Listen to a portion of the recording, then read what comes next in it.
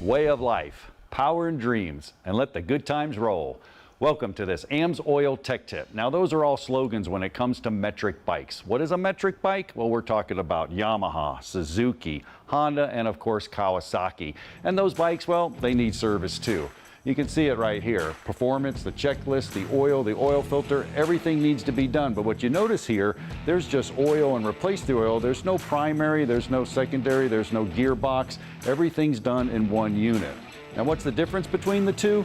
Here's an actual American-made bike here. You can see like a Harley, it's actually air-cooled versus the liquid-cooled. So you got liquid-cooled, it's not gonna run as hot. But really neat, if you look at the exploded view of the motor there, well, you got the crankcase, you got the wet clutches, you got everything in there. The connecting rods all need to be lubricated. And Len, they need to be lubricated with one oil. That's a tough job to do.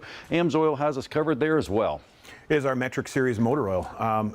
That's got a big job to do. We're talking about the transmission, we're talking about wet clutch, we have mechanical shear, we've got heat. It's got all of the bad things that you could do to an oil that we've designed that product to deal with. So again, high-end base oils, the proper additive package, it's wet clutch compatible, it's set to go.